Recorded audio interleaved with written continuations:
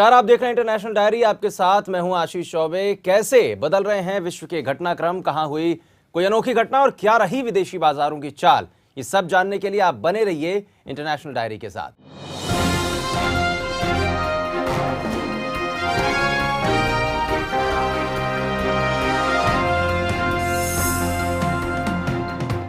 चलिए शुरुआत करते हैं खबरों की। पाकिस्तान की यूरेनियम मांग पर ऑस्ट्रेलिया ने अपना रुख साफ करते हुए कहा है कि पाकिस्तान उससे यूरेनियम खरीदने का हकदार नहीं है। ये बात ऑस्ट्रेलिया के वर्तमान उच्चायुक्त टिम जॉर्ज ने पाकिस्तान से जाते हुए अपने फेयरवेल पार्टी में प्रेस वार्ता के दौरान कही। जॉर्ज ने कहा कि भारत और पाकिस्तान के मामले अलग अलग हैं। भारत को परमाणु आपूर्ति में छूट मिली है जो कि पाकिस्तान पर लागू नहीं होती। यूरेनियम की बिक्री की मंजूरी के बाद पाकिस्तान बार बार ऑस्ट्रेलिया से यूरेनियम की मांग करता रहा है। पाकिस्तान तर्क देता रहा है कि जब ऑस्ट्रेलिया परमाणु अप्रसार संधि पर हस्ताक्षर नहीं करने वाले एक देश पर से प्रतिबंध हटा सकता है तो फिर उसे इस रियायत का फायदा उठाने की अनुमति क्यों नहीं दी जा रही है।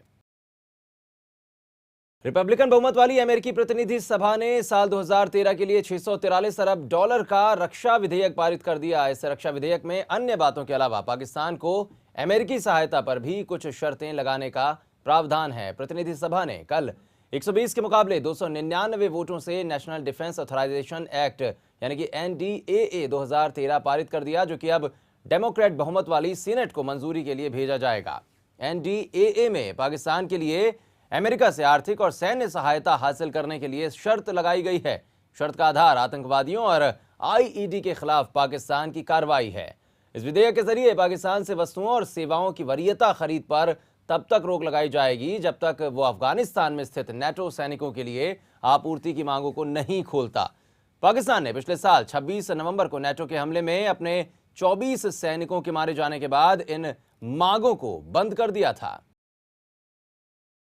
उधर तुर्की के प्रधानमंत्री एर्दोगन की पाकिस्तान की 3 दिवसीय यात्रा आज से शुरू हो रही है और इस दौरान एर्दोगन पाकिस्तानी संसद के संयुक्त सत्र को दूसरी बार संबोधित करेंगे।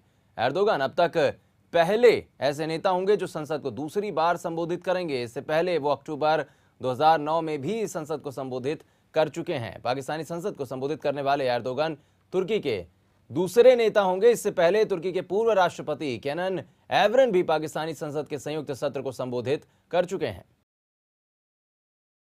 यूरो क्षेत्र का कर्ज संकट और आसमान छूती कच्चे तेल की कीमतें इस वक्त दुनिया की 2 सबसे बड़ी चुनौतियां हैं। दुनिया के 8 सबसे ताकतवर देशों के संगठन G8 ने इनसे निपटने के लिए पुरजोर कोशिशों की जरूरत बताई है।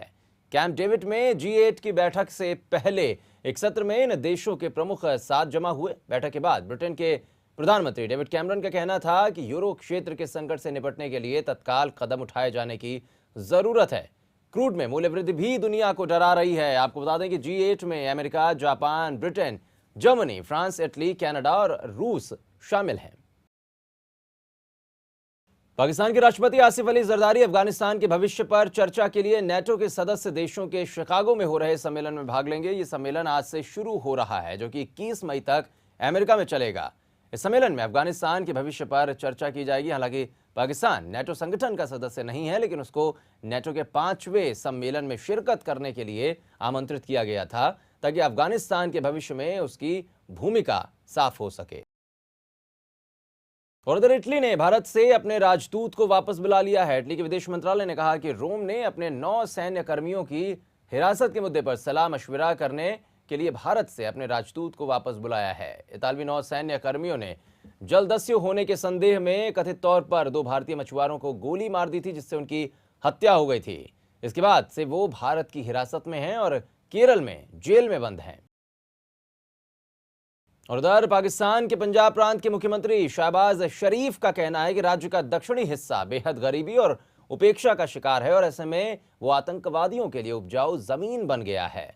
शरीफ ने बताया कि उस इलाके में बहुत गरीबी है और वहां के रहने वाले लोग उपेक्षा का शिकार हैं और यही आतंकवाद की मुख्य वजह हैं। उन्होंने कहा कि दक्षिणी पंजाब में विशेष स्कूल खोले गए हैं ताकि नई पीढ़ी को आतंकवादियों के हाथ में जाने से रोका जा सके। पाकिस्तान के गृह मंत्री रहमान मलिक भी कई बार कह चुके हैं कि दक्षिणी पंजाब आतंकवादियों के लिए उपजाऊ जमीन सा बन गया है। इन बयानों से कुछ साबित होता हो या ना हो, पर इतना जरूर साबित होता है कि पाकिस्तान में आतंकवाद की फैक्ट्रियां खूब सक्रिय हैं।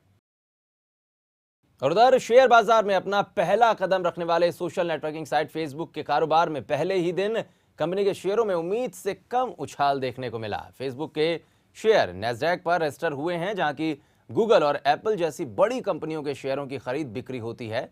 8 साल पुरानी फेसबुक का आईपीओ बाजार में आने से पहले भारी मांग के ही वजह से उसके शेयरों की शुरुआती कीमत लगातार बढ़ाई गई और अंत में हर शेयर $38 का बिका था, जबकि ज्यादा मांग की वजह से कारोबार देर से शुरू हुआ। नैस्डैक के खुलते ही फेसबुक के शेयरों की कीमत में 10% से ज्यादा का उछाल देखने को मिला। शुरुआती कारोबार में शेयरों की कीमत $42 तक पहुंच गई थी, लेकिन बाद में इसमें थोड़ी गिरावट दर्ज की गई। कारोबार बंद होने के समय फेसबुक के शेयर अपनी शुरुआती आईपीओ कीमत $38 से कुछ ज्यादा कीमत $38.23 पर बंद हुए। और 27 जुलाई से शुरू होने वाले लंदन ओलंपिक के लिए मशाल यात्रा शुरू हो गई है। इस यात्रा की शुरुआत की है ओलंपिक स्वर्ण पदक जीतने वाले पाल नौकायन खिलाड़ी बेन एंसले ने।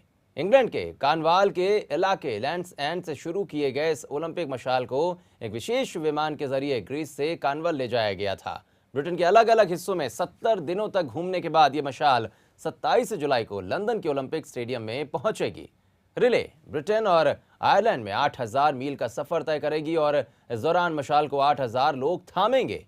शुद्धता के प्रतीक ओलंपिक मशाल को 10 मई को प्राचीन ओलंपिक खेलों की जन्मस्थली ओलंपिया में शीशे का प्रयोग कर सूर्य की किरणों से प्रज्वलित किया गया था।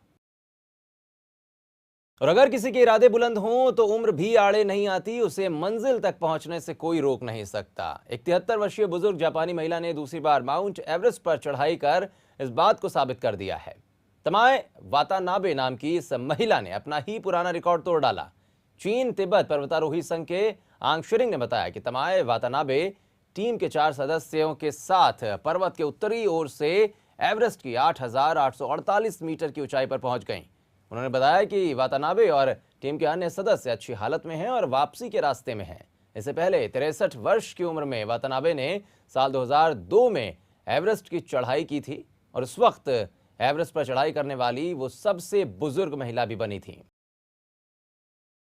और बाद विदेशी बाजारों की कारोबारी हफ्ते के आखिरी दिन अमेरिकी बाजारों में गिरावट का सिलसिला जारी रहा। यूरोप के राजनीतिक संकट अमेरिकी बाजारों को उभरने नहीं दे रहे। वहीं अमेरिकी बाजारों के लिए यह सप्ताह साल 2012 का सबसे कमजोर सप्ताह साबित हुआ।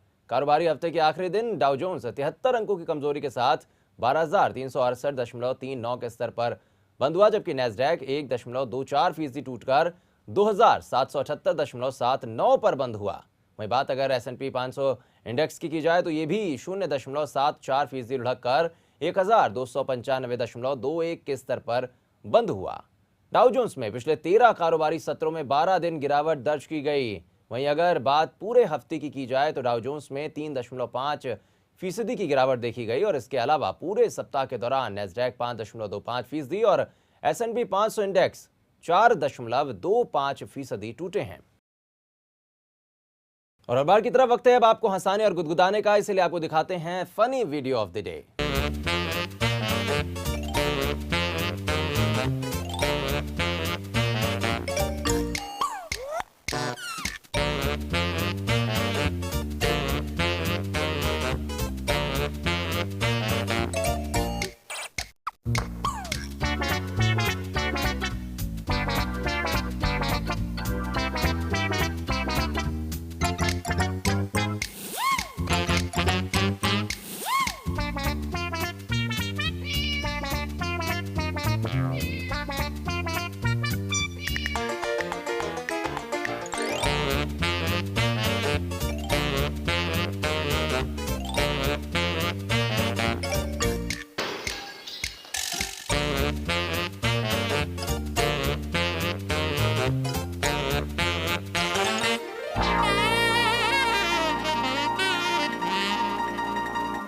तो इसी के साथ इंटरनेशनल डायरी में बस इतना ही, लेकिन तमाम लाइव अपडेट्स के लिए आप लॉग ऑन कर सकते हैं www.atozNewsChannel.com और बने रहें A to Z न्यूज़ के साथ, क्योंकि खबर एक मिशन है।